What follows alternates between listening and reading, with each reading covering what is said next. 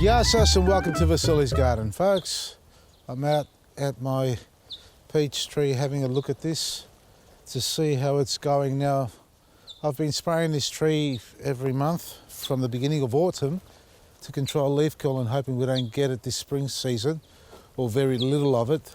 You can't stop at 100%, I'd like to think you can. And I have been using the bluestone-based fungicide, our disease control pack. And in fact, you can use the wettable sulfur too to do the same thing. Now, spraying the tree, for those who haven't, it's ideal to spray it in the dormant season. Get at least 3 or 4 sprays on it, 1 a month. And as you lead up to this now coming into springtime, as you're getting bud burst, and this is what's happening here. So for those who've got peach and nectarine trees, be very, very careful to not spray the tree when it's at bud burst. And what I mean by that, you see a little bit of colour coming through. And in fact, this is a little bit late now to spray on branches like this, especially when they've opened up like this here. The reason why we say that is that you'll affect the pollinating, the cycle. So you'll probably cause any chance of any flowers to set fruit to fall off. And when it comes to flowering, we're looking for triple buds. But that's where the fruit's going to come from. Now this tree, I took down a summer prune on it, it's still a little bit wispy.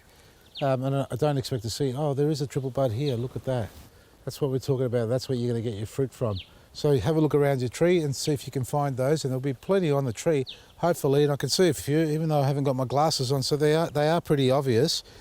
But when it comes to swelling and spraying, avoid when it's coming to burst like that. That colour there is borderline for spraying on it. And if your tree's already bursting, and I dare say in your microclimate it'll be a lot warmer than what this one is here, because we got a really cold winter happening, and we've had a lot of minus degrees in the last few days. It's due for a spray, but unfortunately at this stage is when you don't want to spray. So I can't spray this tree now. I'm not going to attempt to spray it at all. I'm going to allow it to go through its flowering cycle.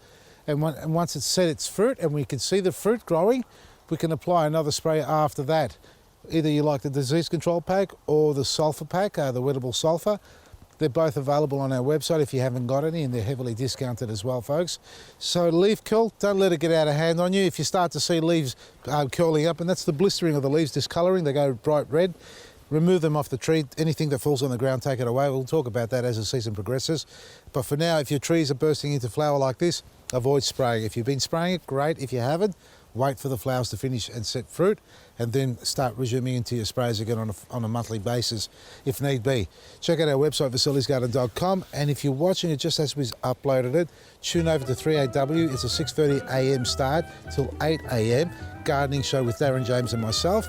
Give us a call if you've got any garden problems or any ideas and advice you'd love to share. We'd love to hear from you. Otherwise, get on our website and enjoy yourself some great discounted prices.